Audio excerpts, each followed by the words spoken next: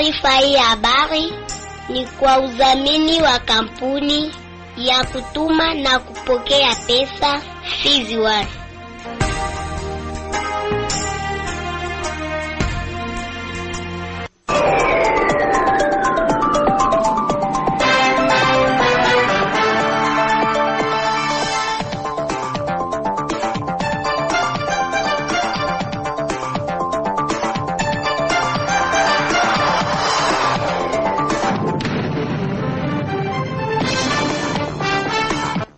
Imetimu majira ya saa 12 za asubuhi. Mpenzi msikilizaji wa Radio Kijamii Kivu, na ukaribisha kwa mkunjufu kwa ajili ya kuweza kufuata uchambuzi wetu wa habari katika lugha tukufu la Kiswahili. Uchambuzi ambao unakupigwa na habari muhimu leo hii, habari za wanaripota wetu kutoka sehemu mbalimbali, ukurasa wa habari za michezo pamoja na habari za kitaifa na zile za kimataifa. Maxi Mbelechi yuko kwenye dawati la mitambo upande wa pili. Msikilizaji, jina langu naitwa Sudi Valente. Kwa hivyo msikilizaji, ambatana nami mwanzo hadi mwisho kuna uchambuzi huu wa habari.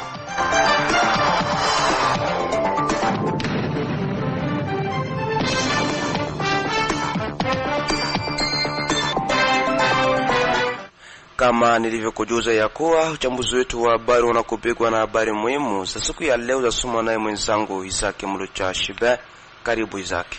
Asante sana Sudi Valente. Kwenye habari muhimu leo hii tunapatia kipaumbele habari kutoka Baraka. Shirika la raia mjini Baraka lataja kupongeza vyombo vya usalama kwa ushirikiano na meya wa mji wa Baraka kwa muda kwa kupiganisha hali ya kupigwa risasi kiolela mjini humo, pia ikivitaka kushughulikia vitendo vya wizi ambavyo yashuhudiwa kwa sasa. Kwenye habari za kitaifa, serikali ya nchi ya Jamhuri ya Kidemokrasia ya Kongo imejitolea kwa ajili ya kupiganisha na kuboresha malipo ya mawakala na wafanyakazi wa kiserikali, hivyo ni kisha kushuhudiwa kwa ucheleweshaji wa mishahara kwa baadhi ya wafanyakazi. Ripoti inaangaziwa na Safari ni Masidilwe. Sudi naweka nukta kuna usomaji wa habari muhimu. Naam, nikushukuru sana mwenzangu Isaki Mulucha Shibe kwa usomaji wako wa habari muhimu. Hivi sasa msikilizaji, tuingie kwa undani uchambuzi wetu wa habari, tukianza hapa katika mji wa Baraka. Ni kwamba kitengo cha Bita mjini Baraka chatoa tahadhari kwa wanaofyatua tofari kuto kuchimba udongo kwenye barabara za mitaa. Wameyasema hayo siku ya Jumapili ya tarehe 8 Juni mwaka 2025. Akizungumza na Radio Kijamii Kivu, Bwana Mori Mwanzo Basombana, mkuu kiongozi wa kitengo cha Bita hapa katika mji wa Baraka, amesema kuwa adhabu itachukuliwa kwa yoyote yule ambaye ataacha mashimo kunako barabara. Jambo la kwanza ni kusema ya kwamba kipindi hiki cha mwanzo wa kipwa ndio watu wanaanza kuchapa au kufyatula break. Tunaleta tahadhari kwa watu, hapana mtu kuingia mubarabara swate ya aveni swate barabara namba 1, sababu kuna watu wanakuja kubeba udongo pembeni ya barabara nambari 5 ya serikali. Atakayeonekana ataadhibiwa. Kwa ajili ya wenye kufyatura mabrike kwa mwaka huo, tunataarifu kila mmoja atakayeshimba shimo mwisho wa kazi atie lupango kwa kuzuia ile shimo isilete madhara wakati wa masika, sababu mvua zitanyesha na hata mbele ya masika watoto wanatembea ovyo. Wakati unapoanza chimba udongo, tutia lupango kwa ajili ya kinga kwa watoto au kwa walevi watu wazima, sababu mwenye anachimbaka shimo anakufa kamo. Ni mambo tuliona katika Karinga Side. Kumbi ile yote tunawapa tahadhari, hapana mtu kuchimba udongo pembeni ya barabara, na ukichimba shimo ya udongo tia lupango kwa ajili ya kuprotege walevi na watoto wasitumbukie ndani. Upande mwingine, mkuu kiongozi huyo wa kitengo cha Bita mjini Baraka amewataka wananchi kufika kwenye ofisi yake kabla ya kuanza majengo. Tunataarifu pia wajengaji, sababu hii ni wakati wa majengo. Sasa wakati wa kipwa, hapana kuanza kujenga bila kwenda kufika kubiro ya Bita bakuoriente namna gani unaweza kujenga, sababu hii inaleta madhara mingi. Ukisha kuwa tu ulinunua bila kujua ulinunua wapi, mara moja unaanza jenga, kumbe unaenda jenga mubarabara na inaleta matatizo. Na kwa hiyo tunakata mtu asianze kujenga bila kufika kubiro ya Bita na kwenda kuonyesha mahali kwa najenga kusudi wa muoriente vizuri. sababu wakati utakuwa ulishajenga unaharibisha mawe na masima, wakikufungia kazi utaanza kulaumu. Na kwa hiyo hatutake lawama na hatutake kuharibisha vile yetu ya Baraka. Shirika la raia mjini Baraka lataja kupongeza vyombo vya usalama kwa ushirikiano na meya wa mji wa Baraka kwa muda Bi Emerite Tabisha Mongelwa kwa kupiganisha hali ya kupigwa risasi kiolela mjini humu. Pia akivitaka vyombo hivyo kushughulikia vitendo vya wizi ambavyo vinaendelea kushamiri kwa sasa. Kwake Albert Tundamaisha, kiongozi wa muundo huo mjini Baraka, amesema kazi ambayo imefanyika na meya wa mji wa Baraka kwa muda na vyombo vya usalama ni ya kupongeza zaidi, hasa ukilinganisha na miezi iliyopita. Ndiyo, sisi kama vile mashirika la kiraia tunaendelea kushukuru sana meya wa jiji kwa muda, kwa jitihada zake kubwa na disponibilite yake, vile vile na conseil ya securite yote, vile vile mashirika ya kiraia, vikundi mbalimbali ya wazalendo, mwali ambayo tumepitia hapo katika jiji la Baraka. Isingekuwa watu wasingetia vichwa pamoja, mawazo pamoja, tunawazia kwa leo tusingekuwa mwali nzuri Baraka. Lakini tunategemea kwa leo kama tumeongea ni kwa sababu tumeona inaenda vizuri, na sisi ni kuendelea kupongeza na kuomba kwa wazalendo ambao wali kwa moyo mweupe, kwa akili timamu kabisa ambayo Mungu amewapa, walijikuta kutia vichwa pamoja na kufanya ile ambayo tumeita coordination ya security. Kwa leo tunajua sasa lisasi ikilia moja, tunajua kwamba tutaita nani, na tunajua ile mtu atashughulikiwa na vitengo vya kiserikali.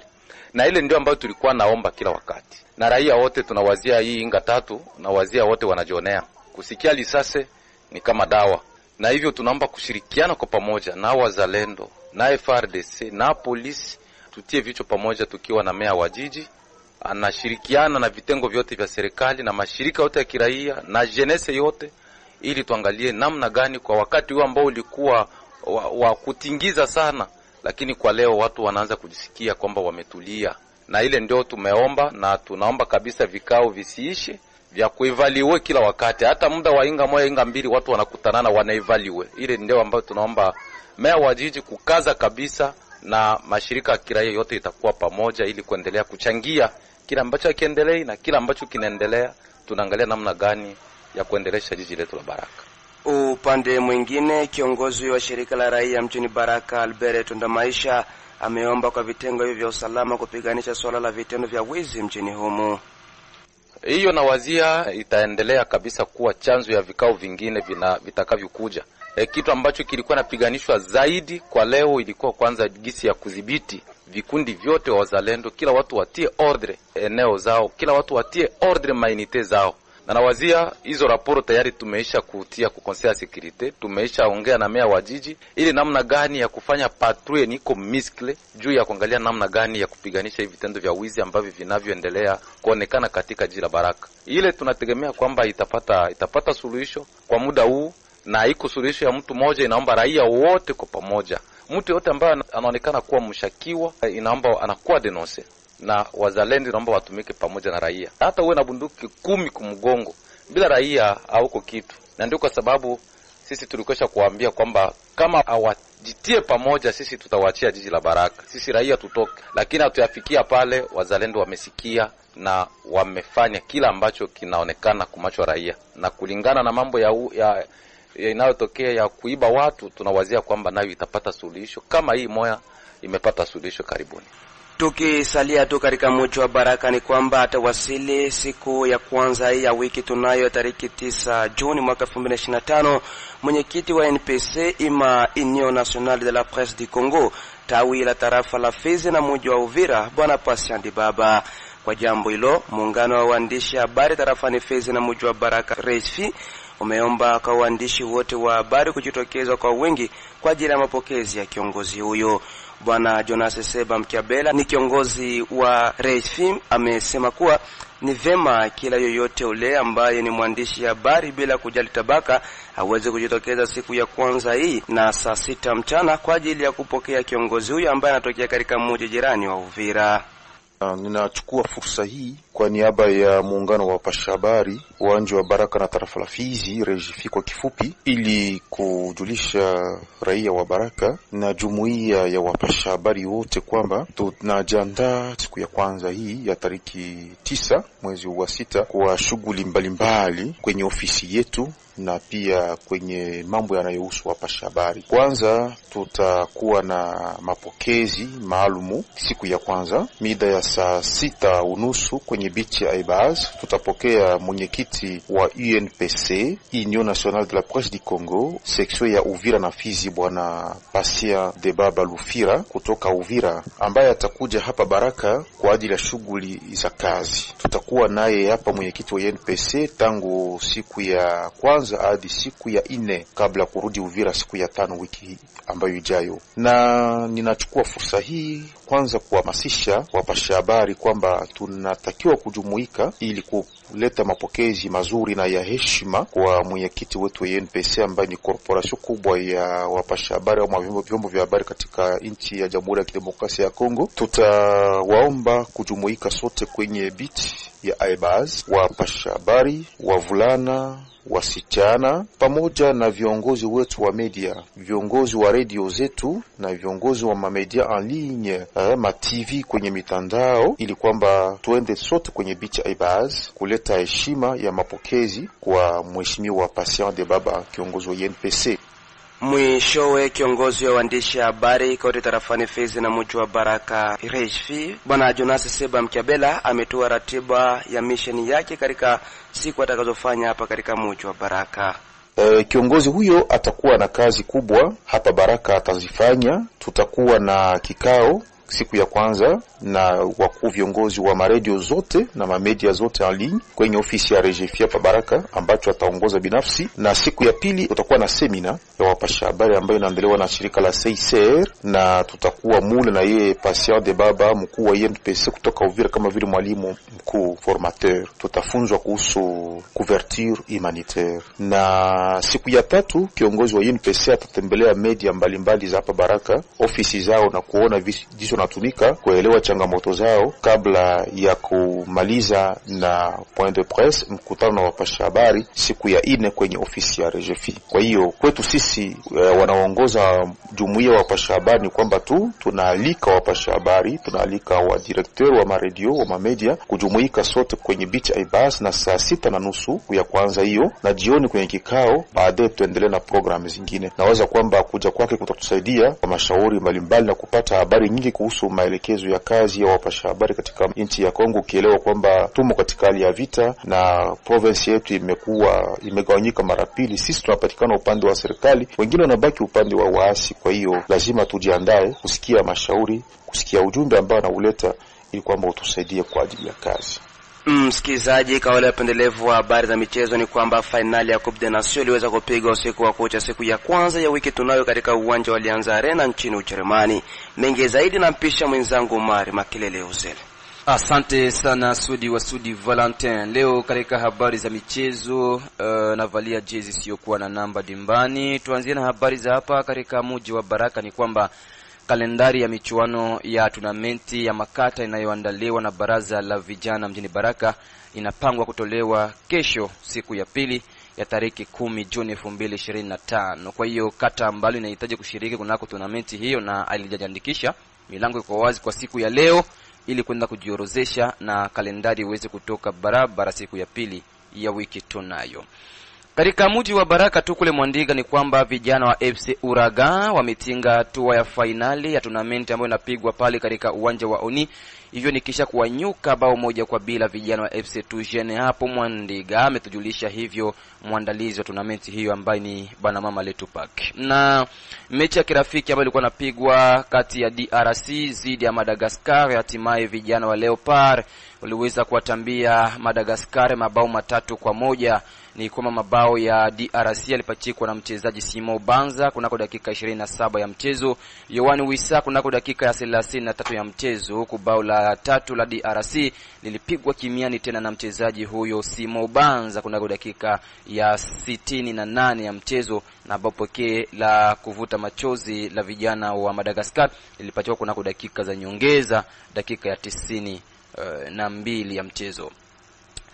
Na huko katika bara la Ulaya ni kwamba finali ya michuano ya Ligue des Nations iliweza kupigwa usiku wa kucha leo, ambako vijana wa Ureno na mzee wao Cristiano Ronaldo wamefanikiwa kuibuka washindi wa tournament hiyo ya Ligue des Nations. Hivyo ni kisha kuwatambia timu ya Uhispania mabao 5-3 kupitia mikwaju ya manati, kisha dakika 120 za mchezo kutamatika kwa sare ya kufungana mabao 2-2. Kwa hiyo sasa Portugal wamekuwa mabingwa wa michuano ya Ligue des Nations mwaka 2024-2025. Lakini tufahamishe kuwa timu ya Ufaransa wao waliibuka na nafasi ya 3, hivyo ni kisha kuwatambia timu ya Ujerumani National Mannschaft mabao 2-0. Mabao ya Ufaransa Le Bleu ilipachikwa na mchezaji Kylian Mbappe usiku na dakika 45 na mchezaji Michel Olise, kisha kupokea cross maridadi iliyochongwa naye Kylian Mbappe aliweza kupiga jeneza la mwisho kunako nyavu za Ujerumani kunako dakika ya 84 ya mchezo. Kwa hiyo ni kwamba Portugal imeibuka na nafasi ya kwanza, Uhispania imeibuka na nafasi ya pili, Ufaransa na nafasi ya 3 na Ujerumani na nafasi ya 4 kunako michuano hiyo ya Ligue des Nations. Uzile nikushukuru. Asante sana Sudi Valentina, mimi pia nakushukuru. Na mpenzi msikilizaji wa Radio Kijamii, kifo umetamatika namna hivyo. Mwenzangu Omar Makelele Uzile ambaye aliweza kujuza mengi kutokana na finali ambayo iliweza kupigwa katika bara la Ulaya, na hivyo ilikuwa ni finali ya michuano ya Coupe des Nations. Msikilizaji, ikiwa ndio bado unatoka kujiunga nasi, nikumbushe ya kwamba unaendelea kusikiliza Radio Kijamii kifo mida kama na hii kuna kumita 93.0 FM. Kampuni Fizon Baraka, Mboko na Misisi ni rahisi kutuma na kupokea pesa cash pote ulimwenguni bila usumbufu. Katika habari hizo wanaripota wetu kutoka sehemu mbalimbali huko Moba ni kwamba kikao cha kuzidisha ujuzi kwa wasultani na viongozi wa makata mbalimbali tarafani Moba yametamatika siku ya Jumamosi ya tarehe 7 Juni mwaka 2025, ambako malengo ya kikao hicho ilikuwa juu ya kuweka ulinzi mzuri kwenye maeneo hayo. Isidore Kashule Moba ni mwanaripota wa Radio Kijamii Kivu. Kikao hicho cha kuzidisha ujuzi kwa masultani wa nchi Udongo na viongozi wa kata ya ulinzi wa eneo asili na udhamini kuandaliwa na udhamini wa tarafa ya Moba kimekamilika siku ya Jumamosi Juni 7 baada ya kufunguliwa rasmi hapo Jumatano Juni 4 mwaka 2025. Muda wa siku hiyo 4 masultani wa nchi Udongo na viongozi wa kata wamefundisha juu ya vyanzo vya migogoro ya mipaka, migogoro ya udongo, migogoro ya usultani, migogoro ya mfululizo wa mamlaka ya usultani na migogoro ya kiasilia. Kwa baina ya migogoro, masultani na viongozi wa kata wakati wa kikao hicho wamependekeza mbinu muhimu kwa ajili ya kuitatua. Ni kwa hiyo kamati ya uchunguzi kwa ajili ya utatuzi wa migogoro inabuniwa katika kila nchi. Amefahamisha naibu administrator wa tarafa usikana na udhamini na siasa Kasongo Edmond. Kwa kweli kuhusu migogoro ya kisultani tumegusia namna gani tunaweza kumaliza migogoro sisi wenyewe.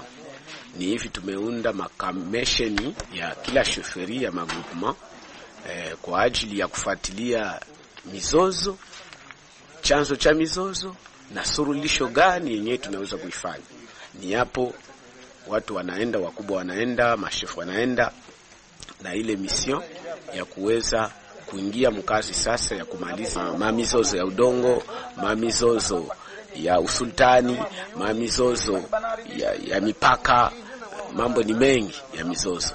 Alafu wanafundishwa namna gani ya kwenda kumaliza ile mamizozo mbalimbali. Kila sheferi iko na kamisheni yake. Hii ni kuundwa na watu karibuni 7, 5 pa chef de groupement, moja wa societe civile na moja wa peuple toi.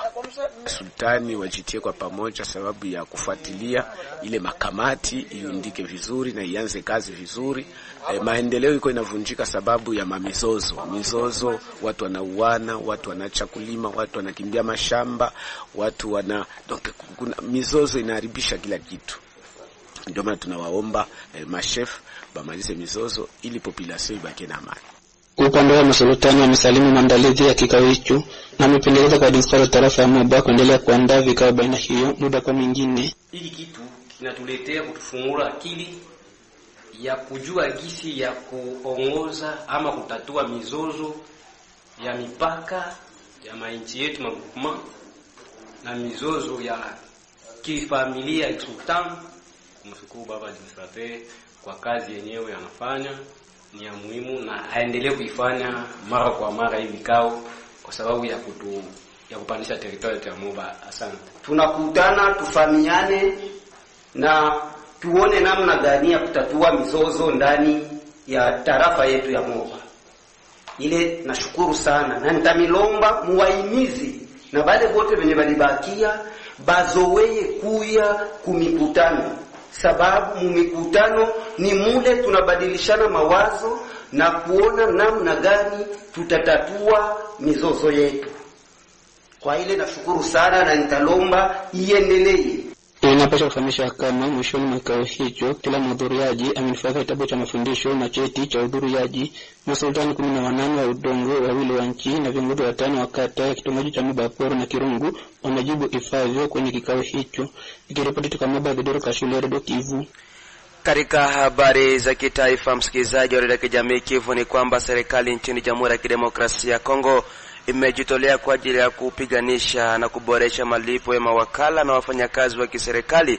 Hivyo ni kisha kushuhudiwa kwa ucheleweshaji wa mishahara kwa baadhi ya wafanyakazi. Safari Alimas Limitinwar na mengi zaidi.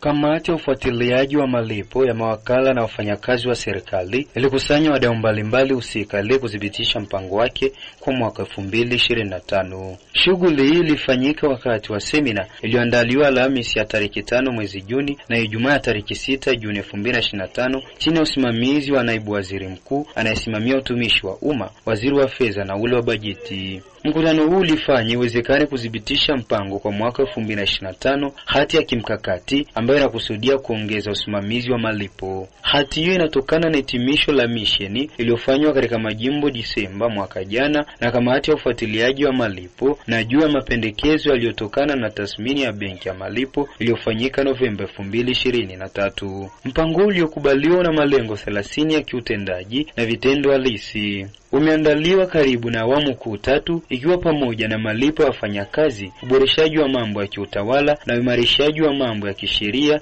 na ya kiufundi ya mchakato. Kuboresha masharti ya malipo ya wafanyakazi wa umma. Kupitia tafakari hii, serikali imeonyesha nia yake ya kuboresha hali ya utekelezaji wa malipo katika eneo lote la kiraifa pamoja na katika maeneo yaliyo chini ya udhibiti wa waasi ya AFC M23 kama majimbo ya Kivu Kaskazini na Kivu Kusini. Ili kufikia lengo hili, serikali iliweka suluhisho la kidijitali. Kulingana na Yaniki Sasindelo, makamu mwenyekiti wa CSP, alibainisha kuwa kazi inaendelea ili kuhakikisha kuwa wafanyakazi waliopo katika eneo lililodhibitiwa na waasi wanaendelea kupata mishahara yao. Mkutano wa uthibitishaji umekusanya wawakilishi wa vitengo vinavyokuwa na wafanyakazi wa serikali na maafisa husika na mchakato wa ulipaji. Mwishowe alichunguza tarehe za mwisho za utekelezaji zilizowekwa na mpango wa mwaka 2025 na kusisitiza hitaji la utekelezaji wa haraka na mzuri. Ni hayo tu kama habari za kitaifa kwa siku ya leo.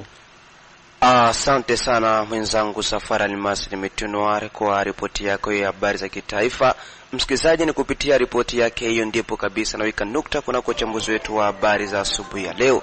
Nikushukuru ulinitegea sikio mwanzo hadi mwisho. Vile vile nishukuru Merci Mbelechupa Mal alikuwa dawati na mitambo upande wa pili. Jina langu naitwa Sudi Valentine. Msikilizaji, asubuhi njema yenye mafanikio. Bye bye.